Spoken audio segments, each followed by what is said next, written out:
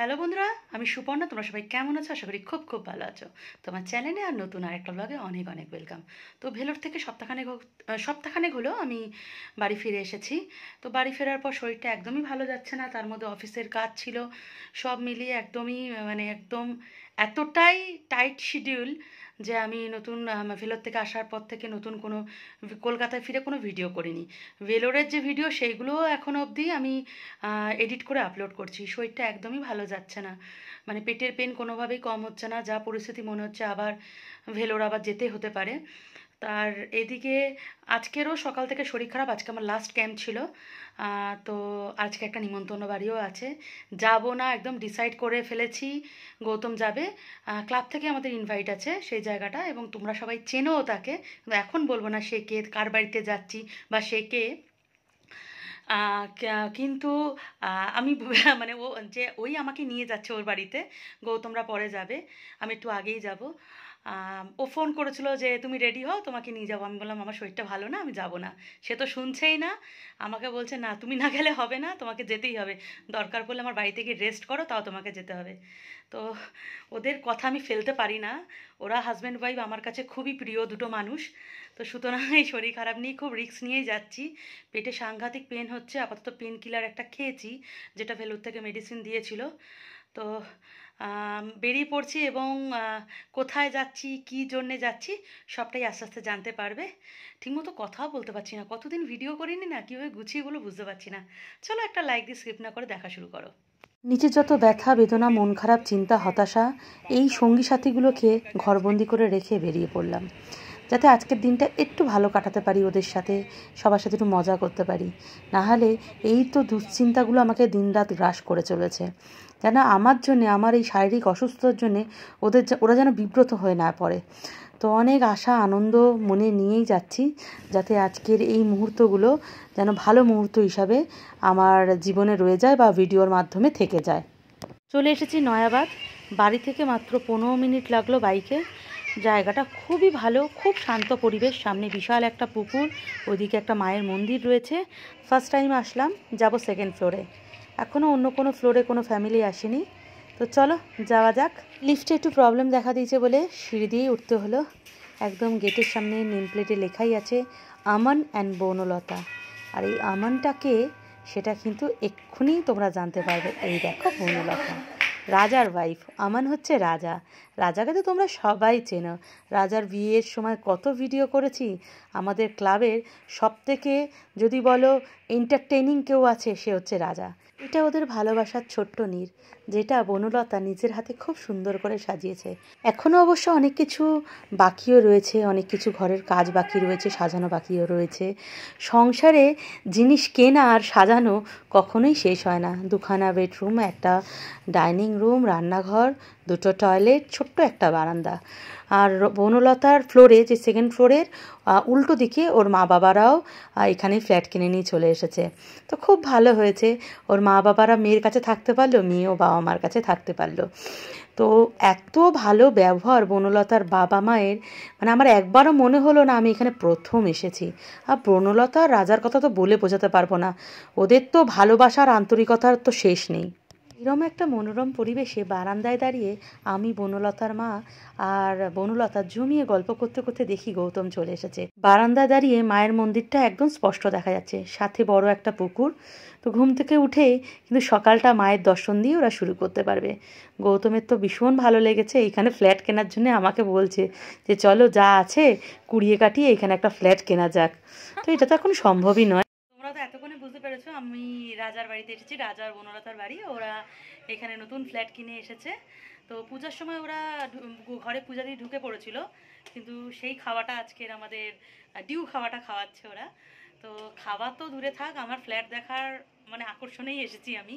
মানে গৌতম গৌতম আগের উইকে রবিবারে ঘুরে গেছে ওর বাড়ি থেকে, এইখান থেকে।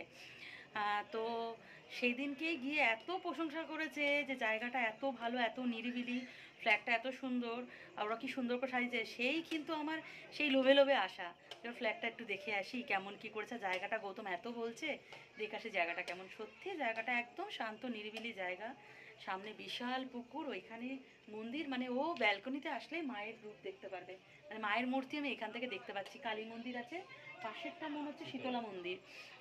এখান থেকে আমি দেখতে পাচ্ছি ওই মন্দির। তো বারান্দাটাও খুব সুন্দর করে সাজিয়েছে। তো বনলতা বলল এখানে একটু গার্ডেনিংও করবে পরবর্তীকালে। আর কথা বলতে বলতে এদিকে বাকি যারা মেম্বাররা ছিল ক্লাবে সবাই চলে এসেছে। এবার কিন্তু পার্টিটা জমে যাবে। এদিকে দেখো বাপ্পা, বিশাল, এদিকে রাহুল, সবাই চলে এসেছে। গেছিলাম রাজা বনলতার ফ্ল্যাটে, কিন্তু সময় কাটিয়েছিলাম বনলতার মা বাবার ফ্ল্যাটে, বনলতার মা বাবার সাথে গল্প করে। খুব ভালো একটা সময় কাটিয়েছিলাম, ভীষণ ভালো মানুষ ওনারা।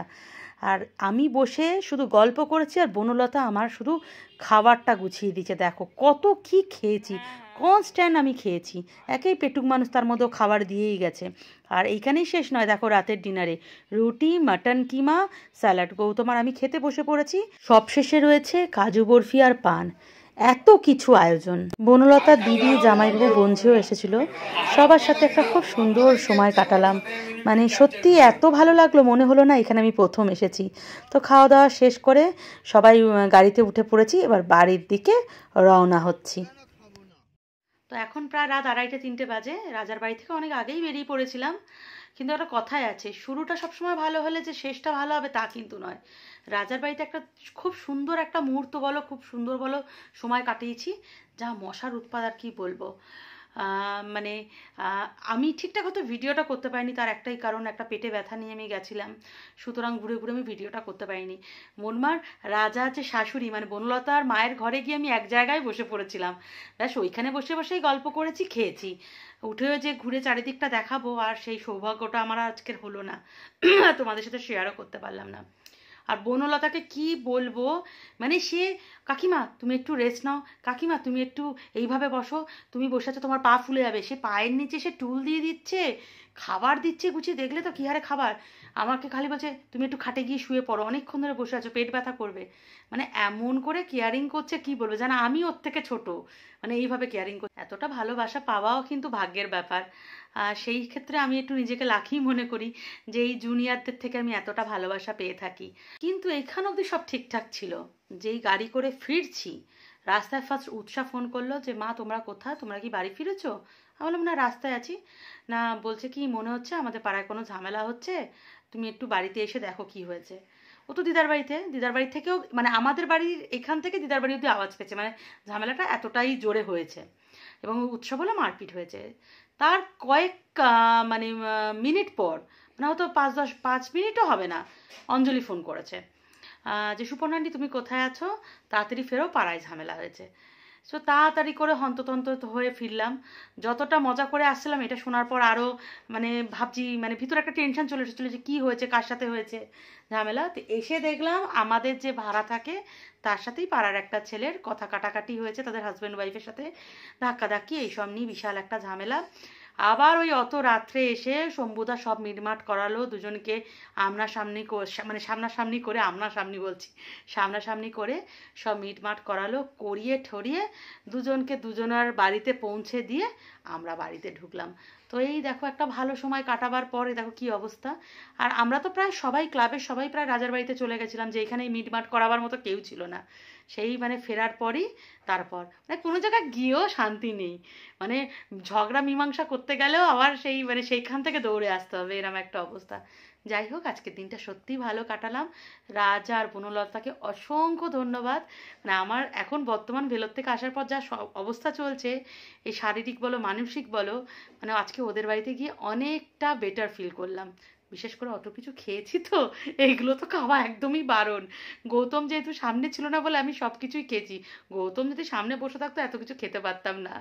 আর বনলতা তো মানে ও জানে আমি গেছি, গেস্ট মানে গেস্টদের যেভাবে আপ্যায়ন করে, অতিথি আপ্যায়ন করার জন্য ও তো বেচারা আমাকে ঢেলে পুরো খাবার সাজিয়ে দিয়েছে, আর আমিও সেইভাবে জমিয়ে খেয়েছি।